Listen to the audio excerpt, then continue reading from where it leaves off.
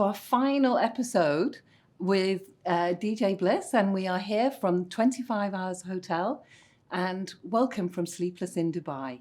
My name's Julie Mallon. I'm the founder of Nurture to Sleep, and I'd now like to hand you over to Laura. Yes, my name is Laura Buckwell. I am a broadcast journalist, international event MC, and mother of two. And we are extremely lucky, as Julie mentioned, to have the legendary DJ Bliss with us. Thank you. Thank you so much for having me. Thank you so much. Right, for all our listeners, give us a bit of background. You're a father, a reality TV star, as well as Emirati DJ, spreading the word of Emiratis around the world, which is fantastic. Thank you. I mean, that was a great introduction. I don't know what to say. You know, a kid born in Dubai, went to school and university here, had dreams and aspirations to always be in the entertainment industry. You know, I started off playing the guitar and drums as part of a band, and then you know, wasn't the coolest kid in school. I wasn't getting invited to the parties, so I thought, let me play some music to get into the parties. And that's where the love for DJing, radio started, a little bit of TV as well. And it's just been a journey, you know, my whole time here. Never left Dubai as well. And yeah, right now, you know, some people know me from the journey being here as a local DJ. Some time I spent on the radio, you know, the Netflix show, Dubai Bling. But just grateful, happy to just have made it here and be here with you guys and having a chat about Yes, sort of life. Thank you so much for making time for us. How long have you been DJing for then? So it's been quite a while. I would say like over 15 years. You know, when I first started, I didn't know I didn't know I was really DJing at the beginning. I was just, you know, in high school I was playing some music in our breaks for everyone who's on lunch break, and then I was just trying to make some extra money playing, you know, DJing at some parties, playing some music. So I don't know, but I would say about 15 years, like professionally, like I've been doing it for about that long. Yeah. Yeah, I think what's really interesting, you know, hearing about, you know, you being Emirati and starting really to craft your profession from being very young. And I do think those foundations are really important. So like you were saying, where you were learning to play the guitar and you were in school, and it came from a place of you didn't feel that you were the coolest kid, and yet now look at you. And I think this is something that we need to shout from the rooftops to all those children and teenagers out there, because we know that anxiety now with our children and young teens is just off the scale. And it's so interesting where we look at where we are from a parenting perspective. As parents, we are putting more and more effort into parenting our children, and yet we are seeing such high levels of anxiety with our children. So where is this gap? And I think it's just about reminding ourselves that as parents that you have to go through these struggles. A struggle is something very relevant to where you are, which I also think that, you know, your different experiences throughout your childhood, and also your parents facilitating, and this country here, you know, Dubai facilitating what you wanted to do has really led you to being successful. But how do we measure success? Tough, very tough. I mean, for me, I never sit down and say, hey, I'm successful, I'm just going to stop now, I'm not going to do anything. I don't know if it's, you know, in my DNA or what I want to do. So I never really said like, okay, that's it. I did a video and it just says I always wanted more and more and more. And I still do, even today. You know, sitting here in front of you, you know, it's really not like I'll go home and sit down and be like really content with what I do. So that's what really pushes me moving forward. And yeah, I mean, the background story about what I went through plays a huge role in it. You know, even when I was in high school, I would work with my father. He had a toy business. I'd go work at his shop or go work at his office. So really learned, you know, the hustle and struggle of life, and it played a big role in, you know, creating who I was. And to answer the question about school, yeah, I mean, I often go back to my high school to, like, you know, if they invite me to talk or anything, I always tell them the story because, yeah, for sure, there are kids out there who are going through it. And I think now more than ever, you know, I have a nephew and niece. My nephew's like being homeschooled online right now because he couldn't fit into, you know, any school that he wanted to be in. My niece, sometimes I talk to her and ask her if she's being bullied. She does say, like, you know, sometimes you get bullied. So there are stories out there, you know, and I go to my school and I use this line all the time. I say I never used to get invited to the party. I wasn't the coolest kid in school, but now I am the party, and all those kids like call me to try and get into my parties now, and it's a true story, and it happens all around us, but you just don't hear about it. We live in an era of social media. Everything is Photoshop, face app, and everything looks good. Life is amazing, and no one really talks about the struggle. I think, and more people who come out and speak about it will relate to people, because that's the world we live in. Sometimes you have a good day, sometimes you have a bad day, and you have to figure out how to get through it. Because I mean, you've paved the way for Emirati talent, particularly in that field. Because how many Emirati DJs are that are international DJs around the world? Probably quite, not very many. Yeah, there's definitely a few over here. We're a rare breed. Internationally, there's not. I think I'm one of the only ones. There's definitely a few of them who have traveled and DJed in other places. But my goal is really to wave the flag. When we see a top DJ list or artist list, or when we think about a country and an artist who's gone out and made it internationally, that's my goal, to go out on a big stage and hold the UAE flag. Or when I go to interviews and they, we have like chats to tell them about where I'm from. Because Dubai is, notoriously known for the world's tallest building and the man-made island and the desert and the gold souk and all those things. But no one really thought we're going to export talent out of here. We've been importing talent for the longest time. And even when I first got into radio and TV, with this accent, the way I looked with my name, it was very, I'm talking about, it was like predominantly Western people on English radio or on TV. When I first did my first show on Dubai One, I think I was one of the first Emiratis who ever came on wearing kandora, speaking in English. Like, I got so much backlash for it from people. And so how long ago would that have been, approximately? This was, I would say, about 10 years ago. Okay. 12, maybe 12 years ago when I first started, and then like 10 by the time I was done. And was there stigma attached to that, like from your family or friends? Like, were your family sort of quite supportive?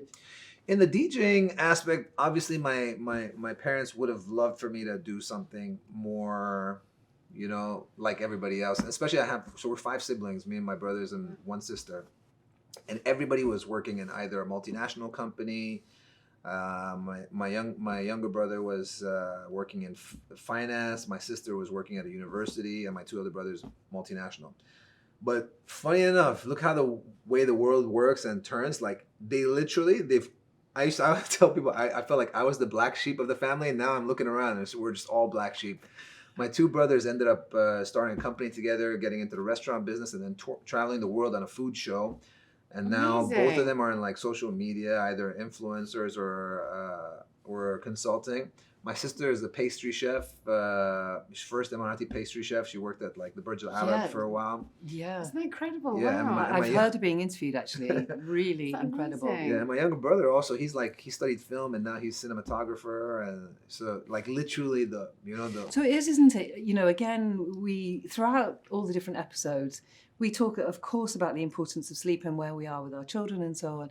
And we've grown up with fixed ideas, but I think what is so beautiful about this country, I've just come back from a very wet and grey England.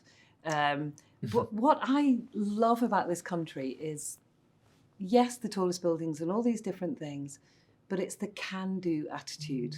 For me, being female and having this very conservative, strict Irish Catholic upbringing, for me to come here and to achieve what I've achieved, it wouldn't have happened anywhere else. It wouldn't have happened back home in England or Ireland. Yeah. And that's what Dubai gives you.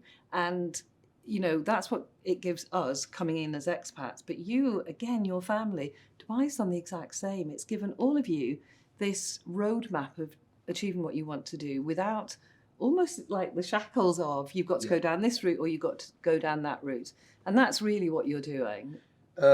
Look, I will tell you that definitely Dubai has been the land of opportunity. It is for a lot of people, but it's definitely been hard and a struggle for me as an Emirati in the Western media society. I was literally the first one. I had to really...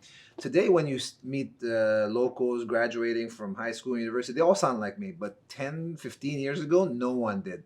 No one was in the industry. You'd switch on any radio station. They were either British, American, Australian, or definitely not Arab for sure. So it was hard. It was not easy. And I would like to think that, that I started something which would influence a generation, because that's where I think greatness really comes into play, where you stop thinking about yourself and you start thinking about the industry and the people and the next generation, and somebody years from now, 2-3 generations, look back and say, oh, there was this one guy who did it, and that's what he did. And I'm sure there's stories like that anywhere else in the world, whether it's the UK or the US, or somebody always started a trend, and that's what it was like. Well, as you said, you've paved the way for talent out of here, which is, is monumental. Right, let's talk about how you sleep. Because, I mean, you're a father. Yeah. You're a DJ. You must, you do the late shift continuously. I feel like Sleepless in Dubai is the title to my movie, if I ever made There you go. Exactly. And, of course, you do reality TV now as well. Yeah. So how do you juggle everything? How are you sleeping? Do you sort of get cat naps here and there? What's your sort of process? Yeah, I think it's probably one of the hardest things for me.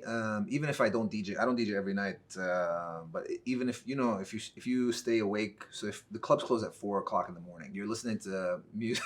Look at Julie. It's your worst nightmare, Julie. We definitely need to speak after this. Give me some tips. But if I'm leaving the club at 4, I've been listening to this music all night. It's not like I can go home and go straight to sleep. Let's say it takes me another good hour. So that's 5 a.m. And if I need minimum hours of sleep, which is 6 to 8 hours. So even if I got 6, 11, 12, I'd be lucky if I made it to 11, 12 uninterrupted with the kids. So it's been tough. Until now, my daughter, she was turning 3, still sleeps in our room and crawls into our bed every night. And my son sleeps in his own room now, but if he wakes up, he's coming to our room and going into our bed as well. So my kids are exactly the same, and they're 5 and 9, and it's just that security. But I mean, Julie's going to tell you some amazing tips, but I do everything wrong in terms of, you just want them to come into bed, get a good night's sleep. If it's just an hour, just let them lie there, Yeah. I mean, I'm the same. Everyone told me, and, I tried, but it's also... They're so young, and like I want this. My daughter was sleeping next to me today, like when we woke up, and every morning I wake up, I take pictures of her face, like just to remember these moments, because they go by so fast. And I'm like, I carried her to sleep the other day. Julie's gonna kill me. She's gonna kill you. We were at the mall last week, and I was carrying her, and she fell asleep, and I just remembered when she was really young, and I used to carry her to sleep. So the other night, I need to go out as well. She was taking a long time, so I'm like, let me carry her to sleep. And then she put her head, and I'm like, while I can do it, like I still want to do it, but I know. I mean, I absolutely do hear you. And those moments that you have, we never want for them not to happen, because they're creating this memory bank of hers that is going to bring her into her adulthood, and for as long as she lives, those moments are really important, again, within the hardwiring of her brain. But just going back to the fact that, you took a picture and you wanted to capture that, actually you capturing that memory is much more powerful than any picture will ever show you, because we know that the picture never really captures that. Yeah. So again, it's just about being intentional and just looking and exploring every single angle of her face. And that's what's going to stay with you far more than any picture. Yeah. But I ask my mom that all the time. Yeah. Because I'm constantly taking pictures and videos, and I ask my mom, like, do you remember, like, when I was 3, like right now, do you still remember? And she says, I do. Like she's like, I don't remember details, but of course, like, she'll tell me sometimes, like, when you were 3, you did this, or when you were 2, and I'm like, how do you remember? Like, do you really remember? Because I don't want to forget. I think that's the reason why I take the pictures. But you're right. I think. Oh no, you do remember. And old photos don't do it justice. Whereas technology today, you can do all sorts of stuff. We were talking about, it was like I was saying that when we had, so I had Tara, and then I was pregnant with my second, and everyone kept saying, it's not quite the same with your second. You won't be as. And I'm thinking, what? And everybody told me that. And then when I held my second daughter, the one that pushed me, it was the Scorpio. Oh, yeah. Thanks, guys. It was the most and it was every much as magical as when we held our very first daughter. So it's just different, all these moments that you have. So it's not to worry about it at all. But going back to your sleep, we talk about the importance of it, and we are knowing more and more now, if you want to be around longer and longer for both your children, you need to get more sleep. You really need to get more sleep. For over 30 years, our international team has launched campaigns across continents, bringing some of the world's biggest brands to life. Let our cross-cultural experience engage your audiences. Discover the Mirabelle difference at mirabelle.co.uk. We talk and we mention it because we do all need to hear it again. Yeah. Because we all seem to be able to talk about it, but nobody's, or very few, is walking the talk. Yeah. So we know that when we sleep for 4 hours or less, on that night that you get 4 hours or less, your anti-cancerous cells drop by 70%. Yeah. Now, we talk about quality of sleep. So because of your circadian rhythm, your melatonin, and your clock being upside down a little bit because of DJing, of course you've got to DJ. So how can you benefit? Again, there's some wonderful supplements such as magnesium and different things. I've started taking magnesium already. Great. And there's also this night tea, Puka night tea as well. Which be mindful of the night teas, because some of them, there's some supplements out there for sleep and they contain melatonin. Yeah. Now, melatonin, you really want to avoid taking it because, first of all, it's an endocrine disruptor and it will completely throw off your natural melatonin. So there are lots of other things. But one of the things which is so simple, because of your hours, if you get out late in the afternoon and expose just 5 to 10 minutes of natural light, that 5 to 10 minutes will actually counteract the late bedtime of not going until 4 o'clock in the morning and all the lights, from the DJing. So something that simple. So it doesn't need to have to be all these big complex things you do. So get out there at 4 o'clock in the morning. Now, when you know you're not DJing that night, again, if you can, the best thing, as early in the morning as possible, without your sunglasses. Without the sunglasses. Because that light, light is absolutely critical to your sleep. Doesn't that stimulate your metabolism as well, the natural light on your eyes? Really. The light is so important for all those things. So yes, it stimulates all those different hormones such as your ghrelin and your leptin. So ghrelin's the hormone that tells you when you're full. And leptin's the one, ghrelin is when I'm hungry and leptin is when you're full. And all of that is absolutely by the melanopsin cells in your eyes. So really important. So with your glasses, it's fine, but not sunglasses, because reading glasses and glasses for sight, that's to let light in, whereas of course sunglasses is to block the light. So you want light to go into your eye as well. Especially first thing in the morning. I was going through a pretty tough time during the filming of season 2 of Dubai Bling, actually, and I started researching and speaking to people, and that's the first thing they said. They said, okay, tell me about your day. What are you doing? How many hours of sleep are you getting? So one of the first things they said is, wake up in the morning. First thing you do, go for a walk or a run, 30 minutes. Start taking magnesium at night. So try to get as much non-interrupted sleep. Said we know you have kids, but they said if you're coming home after a night, you've already been up, and then you're also getting interrupted sleep for those 6 hours that you're getting, and you need minimum 6 to 8 hours. I mean, I need sleep. That's just me. I cannot operate if I don't sleep.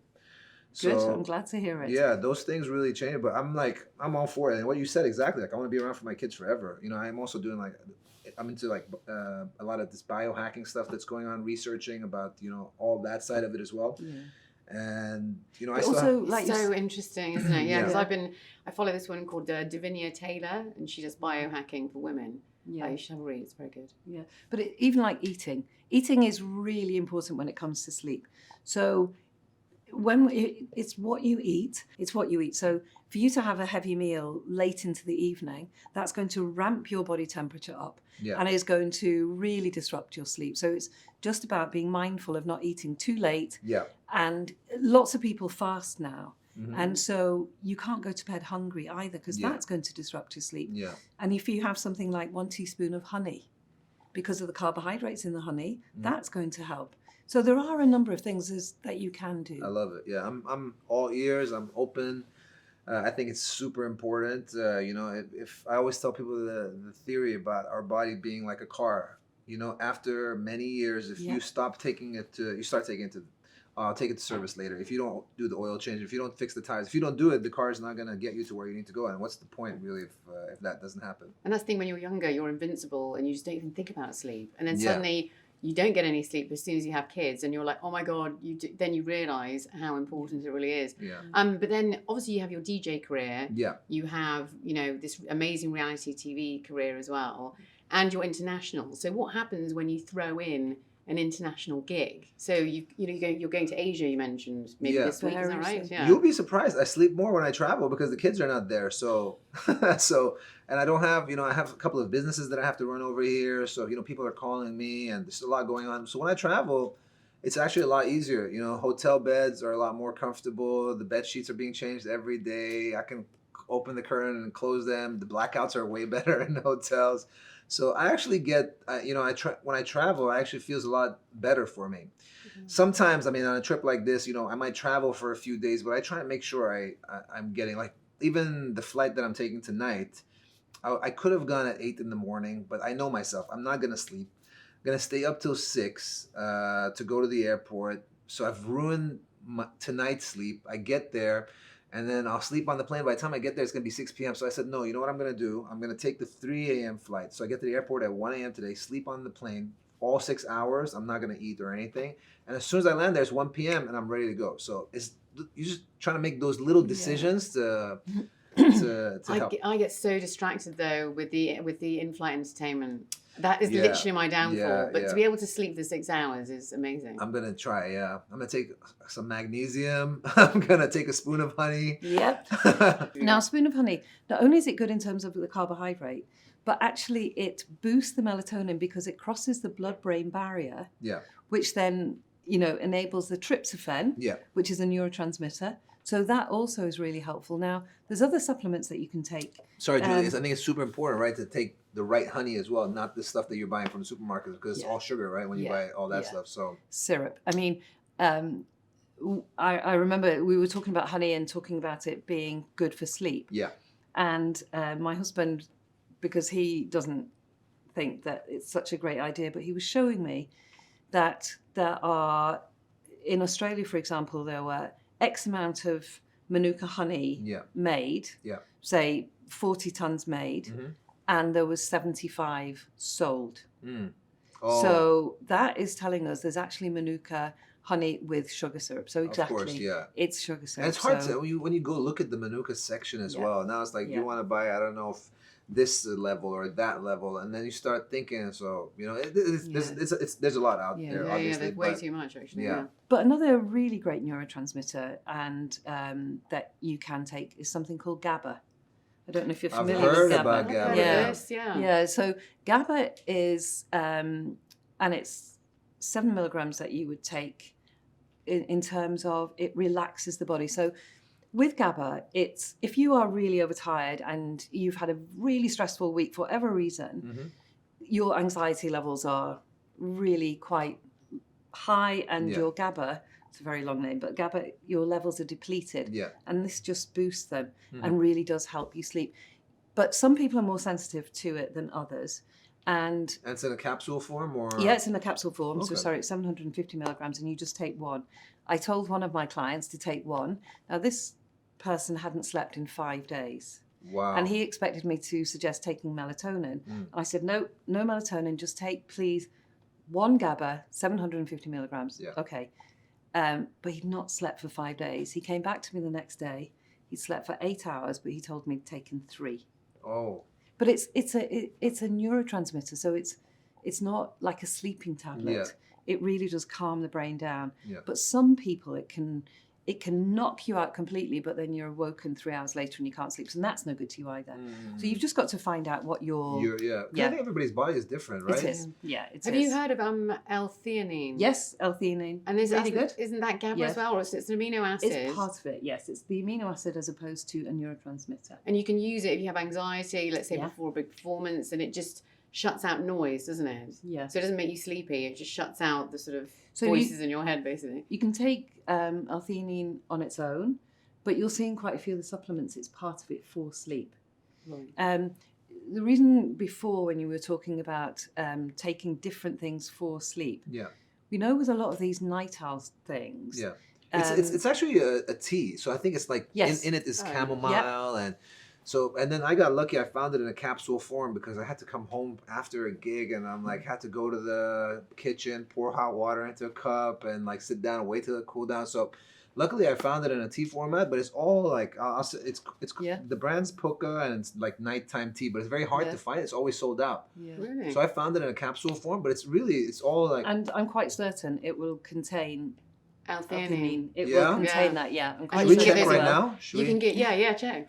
I'm And you can curious get now. L-theanine capsules Yes. just from the pharmacy here. Yeah. And also, you talked about amino acids in biohacking. A Mhm. lot of people are talking about amino acids. They say your body produces something that it stops producing at the age of 30 or something like that. So a lot of people are talking about these amino acids now as well.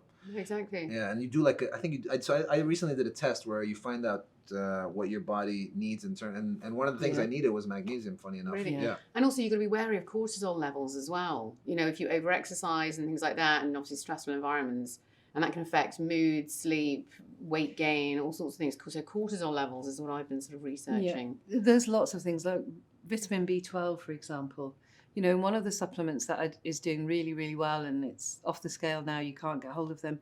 But the vitamin B12 in this particular supplement is really, really high. Mm-hmm. And therefore, that isn't helpful because the body just has to work so hard and to get rid of it. And then the body has wasted all that energy. Somebody told me that, yeah. So I used to do these IV drips, and then someone said that you have to be careful what you do because the same IV drip is not good for everybody. So there's a lot. I mean, there's a lot out there. You know, people are feeding off of, this side of sort of well-being. It could get a little tricky because ads come up on my phone right now. It's like IV drip, 1,200 dirhams. Get it for 200 dirhams, but that doesn't mean just because it's good for you, it's good for me. So you really have to find out what your body needs and give your body what it needs. So that's really what I'm spending a lot of time doing. Like it is a little more expensive.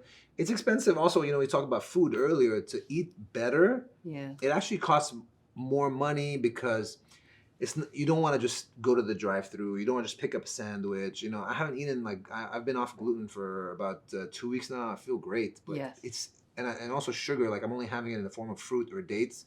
But they're also saying with the biohacking you mentioned is to get off all these seed oils, and you should only have MCT oil, coconut oil, and literally get rid of all the seed oils. It's really, really bad for you. They say sunflower is really bad. Sunflower is really bad. Yeah. And if you were... And it's in everything, apparently. Yeah. And soybean oil is in everything.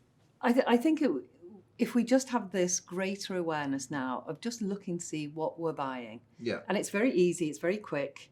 You just look at the back of the packet. Yeah. And that will just, when you see sunflower oil, for example, as the main ingredient, it's like, no. And palm oil. Yeah, palm oil. Yeah, palm oil's really bad. Yeah. But again, looking for food for sleep, something such as yogurt, really good for sleep because and of course the best one is Greek, full fat Greek yogurt because it reaches cellular level much more efficiently. So what that does is it gives you the calcium and then that provides these building blocks to support your tryptophan, which you're going to have from salmon, for example, and omega-3 and all those different things. So it's just having that awareness. Yeah. And I do believe because of the hours that you're working, your diet and your sleep is even more important. Yeah, and definitely exercise. I've just started working out recently as well. So exercise plays a huge role in it. And I mean, it's really awareness, like we just need an awakening. We need more people to talk about it, and, to hear things like this. And I'm all for it. People saw, I just did a podcast with a guy who runs like one of the biggest meditation websites in the world. And one of the questions one of the topics we spoke about is DJ, reality TV star talking about meditation, like really doesn't fit together. And I said, why not? No, I am that guy. I'm going to play at a club and I go home. I make myself a cup of tea and I meditate before I sleep. That's just what I do. Why? Who made the rules? And I think it's just really we need an awakening. Like this is not for the next generation. People in our generation to also influence other people. And there's so many things like this. And the problem is that as soon as I always say it's the theory of like hand sanitizer. It didn't exist, and then suddenly it was everywhere. Or like kale, we didn't know that kale existed, and suddenly everything's kale. So people, as soon as something becomes popular, there's like people who just want to run with it, right? Even biohacking or what we're talking about right now. So if we're talking about sleep, and exercise. The reason why exercise is so important for sleep is because when we are exercising, and of course when we exercise is also very important. If we exercise too late into the afternoon, of course it ramps up our body temperature and therefore it affects our sleep. So it is about recognizing when is a good time to exercise and looking at our overall clock. But equally, when we start to exercise, it signals to the brain that the body needs to repair and restore. Yeah. So that helps with your sleep that evening. And it's the same with our children. Yeah. No, I agree. I think those three things, I'd add I know we said food, but water as well, super important. I think those are the most important things. And like I said, if you want this vehicle to go long and far, you cannot skip any of those. And like you said, I was going to the gym, you cannot go to the gym if you're not eating right. And you can't sleep well, so it's definitely all related. And I've been trying to focus on it as much as we can. But I definitely want to hear more and more from you because I love it. So just before I ask you the last question, though, because we have run out of time, sadly, what do you have a question for Julie that you'd like to ask her? Yes, I do. I want to know if this tea that I'm drinking is a good tea or not. I'll tell you what's in it. So, ashwagandha root. Ashwagandha Really is good. one of the best. Best, right? I've got gummies in my bag now. Oh, Actually, really? if you want one, yeah. Yeah, we should do ashwagandha shots after that. It's got valerian root. Yeah, valerian root, again, very, very good for sleep. Yeah, gotu kola, areopart, nutmeg seed, funnel seed, vegetables. Oh, this is the capsule. Yeah, this is just the capsule. And hawthorn berry. Yes, yeah. I mean, that's more for sugar than anything. Yeah, and I think if I'm not mistaken, yeah. No, it doesn't. It doesn't. This one actually doesn't have Chamomile or Caffeine. Yeah. Yeah. So there are, but it's what works for you. Yeah. And because of the world that our children are in and that you're in, it's all about screens. And it's just about being mindful. Yeah. We can have this great diet, we can have these great teas, but then if we're looking at the screen before we go to sleep, we've now absolutely disrupted Another one, yes. I was told the same thing as well. 1 hour before you sleep, switch it off. And I used to watch TV before I go to sleep. I stopped doing that as well. So. And it's so interesting because we think that, I can sleep. I watch the TV right up until, just like I can take coffee until I go to sleep. Yeah. And that's what we believe. But the studies are really showing us, the gold standard for sleep is the sonography, where you put the clips on your head and that measures your deep sleep and your rapid eye movement, your stage 2, where the spindles are released for a particular type of memory. So that's really exciting. Yeah.